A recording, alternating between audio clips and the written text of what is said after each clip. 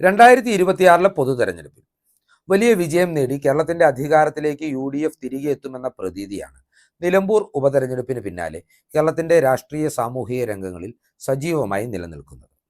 UDF അടിത്തറ പൊതുതെരഞ്ഞെടുപ്പിന് മുന്നോടിയായി വലിയ രീതിയിൽ വിപുലീകരിക്കുമെന്നും വിസ്മയകരമായ പ്രഖ്യാപനങ്ങൾ ഉണ്ടാകുമെന്നും പ്രതിപക്ഷ നേതാവ് VD സതീശൻ പ്രഖ്യാപിച്ചിരുന്നു.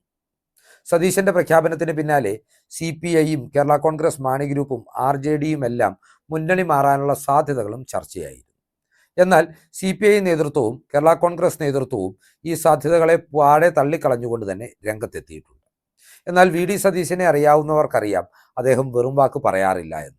അതുകൊണ്ട് തന്നെ ഏറ്റവും പുതിയ റിപ്പോർട്ടുകൾ സൂചിപ്പിക്കുന്നത് കേരള കോൺഗ്രസ് മാണി ഗ്രൂപ്പുമായി ബന്ധപ്പെട്ട് തന്നെയാണ് VD സതീശൻ ഒളിപ്പിച്ചു വെച്ചിരിക്കുന്ന വിസ്മയകരമായ പ്രഖ്യാപനം എന്ന സൂചനകളും ലഭ്യമാകുന്നുണ്ട്.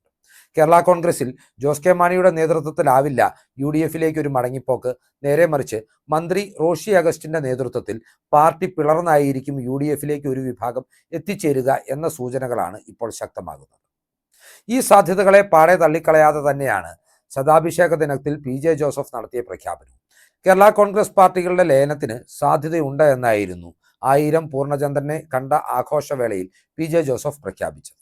എന്നാൽ പുറത്തുവരുന്ന വിവരങ്ങളനുസരിച്ച് ഒരു ലയനത്തിനുള്ള സാധ്യതയില്ല എങ്കിൽ കൂടിയും റോഷി അഗസ്റ്റിന്റെ നേതൃത്വത്തിൽ കേരള കോൺഗ്രസ് മാണി ഗ്രൂപ്പിന്റെ 5 MLAമാരിൽ 4 പേരും വരാനിരിക്കുന്ന പൊതുതെരഞ്ഞെടുപ്പ് സമയത്ത് UDFിലേക്ക് തിരികെ എത്തുമെന്നാണ് അനുമാനിക്കപ്പെടുന്നത്. മന്ത്രിയായ റോഷി അഗസ്റ്റിൻ, ചീഫ് വിപ്പായ Kanjirappally MLA N Jayaraj, Poonjar MLA Sebastian Kulathunkal, Changanassery MLA Job Michael എന്നിവരായിരിക്കും UDF പാളയത്തിലേക്ക് തിരികെ എത്തുക എന്നാണ് ഊഹാപോഹങ്ങൾ സൂചിപ്പിക്കുന്നത്. 4 പേരും ജോസ് കെ മാണിയെ ഉപേക്ഷിച്ച് UDF പാളയത്തിലേക്ക് ചുവടുമാറുമ്പോൾ റാന്നി MLA ആയ പ്രമോദ് നാരായണൻ മാത്രമായിരിക്കും ജോസിനൊപ്പം എന്നും വിലയിരുത്തപ്പെടുന്നു. റാന്നി പ്രമോദ് നാരായണനെ സംബന്ധിച്ചിടത്തോളം UDF പാളയത്തേക്കാൾ LDF പാളയത്തിൽ നിന്ന് സുരക്ഷിതമായി വിജയിക്കുവാൻ കഴിയുന്ന ഒരു മണ്ഡലമാണ്. അതുകൊണ്ട് തന്നെ പ്രമോദ് ജോസ് കെ മാണിക്കൊപ്പം നിലനിൽക്കുവാനാണ് സാധ്യത കൂടുതൽ. ജോസ് കെ മാണിയെ സംബന്ധിച്ച് പറയുകയാണെങ്കിൽ UDF നേതൃത്വത്തിലെ, പ്രത്യേകിച്ച് കോൺഗ്രസ് നേതൃത്വത്തിലെ രമേശ് ചെന്നിത്തലയുമായും VD സതീശനുമായും എല്ലാം അദ്ദേഹത്തിന് വലിയൊരു അകൽച്ച നിലനിൽക്കുന്നുണ്ട്. തന്റെ പിതാവ് KM മാണിയെ ബാർക്കോഴ കേസിൽ പ്രതിയാക്കുന്നതിൽ രമേശ് ചെന്നിത്തല കളിച്ചിട്ടുണ്ട് എന്ന ആരോപണം ജോസ് കെ മാണിയുടെ അടുത്ത വൃത്തങ്ങൾ നേരത്തെ തന്നെ ഉയർത്തിയിട്ടുള്ളതാണ്. ബാർക്കോഴ അഴിമതിയുടെ കാലത്ത് UDF ഒറ്റക്കെട്ടായി മാണിക്ക് പിന്നിൽ അണിനിരന്നുവെങ്കിലും അന്ന് UDFിന്റെയും കോൺഗ്രസിന്റെയും MLA ആയിരുന്ന VD സതീശൻ താൻ മാണിയെ പിന്തുണയ്ക്കാനില്ല എന്ന നിലപാട് സ്വീകരിച്ചിട്ടുള്ളയാളാണ്. ഇക്കാരണങ്ങൾ കൊണ്ട് തന്നെയാണ് നിലവിലെ രാഷ്ട്രീയ സാഹചര്യങ്ങളിൽ നിലവിലെ നേതൃത്വവുമായി സമരസപ്പെട്ട UDFിലേക്ക് ഒരു മടങ്ങിവരവ് ജോസ് കെ മാണിക്ക് ചിന്തിക്കുവാൻ കഴിയാത്തത്. മറുവശത്ത് ഇത്തരമൊരു പിളർപ്പ് യാഥാർത്ഥ്യമായാൽ അത് പിളരുന്നവർക്കും UDFിനും ഒരുപോലെ മുതൽക്കൂട്ടാകുമെന്നും വിലയിരുത്തുവാൻ കഴിയുന്നുണ്ട്. ഇടുക്കിയാണെങ്കിലും ചങ്ങനാശ്ശേരിയാണെങ്കിലും പൂഞ്ഞാറാണെങ്കിലും കാഞ്ഞിരപ്പള്ളിയാണെങ്കിലും ഇടതുപക്ഷത്ത് നിന്നുകൊണ്ട് ഒരു വിജയം ഈ MLAമാർക്ക് അത്ര എളുപ്പമല്ല. എന്നാൽ UDFിലേക്ക് എത്തിയാൽ സുഗമമായി ഈ മണ്ഡലങ്ങൾ വിജയിച്ചു കയറുവാനും സാധിക്കും. ഇത്തരത്തിൽ കേരള കോൺഗ്രസിലെ ഒരു പ്രബല വിഭാഗം ഇടതുമുന്നണിയിൽ നിന്ന് UDFിലേക്ക് ചേക്കേറിയാൽ അതിന്റെ ഗുണങ്ങൾ ഇടുക്കിയിലും കോട്ടയത്തും പത്തനംതിട്ടയിലും ഉണ്ടാകുമെന്നാണ് UDF നേതൃത്വം വിലയിരുത്തുന്നത്. റോഷിയുടെ നേതൃത്വത്തിൽ കേരള കോൺഗ്രസുകാർ UDFിലേക്ക് തിരികെ എത്തിയാൽ ഇടുക്കി ജില്ലയിലെ 5 സീറ്റും വിജയിച്ചു കയറുവാൻ കഴിയുമെന്നാണ് UDFിന്റെ വിലയിരുത്തൽ.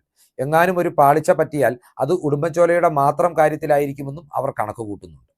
സമാനമാണ് കോട്ടയം ജില്ലയിലേക്ക് എത്തിയാലും കാര്യങ്ങൾ. കോട്ടയം ജില്ലയിലെ 9 നിയമസഭാ മണ്ഡലങ്ങളിൽ വൈക്കം ഒഴികെയുള്ള 8 നിയോജക മണ്ഡലങ്ങളിലും റോഷിയുടെ നേതൃത്വത്തിൽ കേരള കോൺഗ്രസുകാർ UDFിലേക്ക് മടങ്ങി വന്നാൽ വിജയം ഉറപ്പാക്കാൻ കഴിയുമെന്നാണ് കോൺഗ്രസ് നേതൃത്വം കണക്ക് കൂട്ടുന്നത്. പത്തനംതിട്ടയിലാണെങ്കിലും തിരുവല്ലയും റാന്നിയും അടക്കമുള്ള മണ്ഡലങ്ങളിൽ റോഷിയുടെ നേതൃത്വത്തിൽ ഒരു വിഭാഗം കടന്നു വന്നാൽ UDFിന് അത് വിജയം ഉറപ്പിക്കുവാൻ സഹായിക്കുമെന്നും വിലയിരുത്തലുകളുണ്ട്. എന്നാൽ കേരള കോൺഗ്രസിന്റെ ഒരു വിഭാഗം റോഷി അഗസ്റ്റിന്റെ നേതൃത്വത്തിൽ UDFിലേക്ക് തിരികെ എത്തിയാൽ തങ്ങളുടെ രാഷ്ട്രീയ സാധ്യതകളെ അത് ബാധിക്കുമെന്ന ആശങ്ക ഒരു വിഭാഗം കോൺഗ്രസ് നേതാക്കൾക്കുണ്ട്. എന്നാൽ ഇതിനേക്കാളെല്ലാം പ്രസക്തമായ കാര്യമെന്ന് പറയുന്നത് ഇത്തരം ഒരു ഡെവലപ്മെന്റ് ഉണ്ടായാൽ അത് ജോസ് കെ മാണിയുടെ രാഷ്ട്രീയ ഭാവിക്ക് ഏറെക്കുറെ അന്ത്യം കുറിക്കും എന്ന കാര്യത്തിലും സംശയമില്ല. പുറത്തുവരുന്ന റിപ്പോർട്ടുകളും സൂചനകളും അനുസരിച്ച് തദ്ദേശ തെരഞ്ഞെടുപ്പിന് ശേഷമായിരിക്കും റോഷി അഗസ്റ്റിന്റെ നേതൃത്വത്തിൽ കേരള കോൺഗ്രസ് മാണി ഗ്രൂപ്പിൽ ഇത്തരമൊരു പിളർപ്പുണ്ടാകുക എന്നാണ് സൂചന. അതായത് തദ്ദേശ തെരഞ്ഞെടുപ്പിലെ ഫലങ്ങൾ കൂടി വിലയിരുത്തിയിട്ടായിരിക്കും കേരള കോൺഗ്രസിലെ ഒരു വിഭാഗം നേതാക്കൾ ഇത്തരം പിളർപ്പിനെക്കുറിച്ച് ആലോചിക്കുക എന്നത് വ്യക്തം. ഈ രാഷ്ട്രീയ ചിന്തകൾ നിങ്ങളുമായി പങ്കുവെച്ചുകൊണ്ട് VD സതീശന്റെ വിസ്മയകരമായ പ്രഖ്യാപനം എന്താണ് എന്നുള്ള കാത്തിരിപ്പുമായി ഈ വീഡിയോ ഇവിടെ അവസാനിപ്പിക്കുകയാണ്. കൂടുതൽ രാഷ്ട്രീയ വാർത്തകൾക്കും വിശകലനങ്ങൾക്കുമായി ഞങ്ങളുടെ ചാനൽ സബ്സ്ക്രൈബ് ചെയ്യുക. നന്ദി.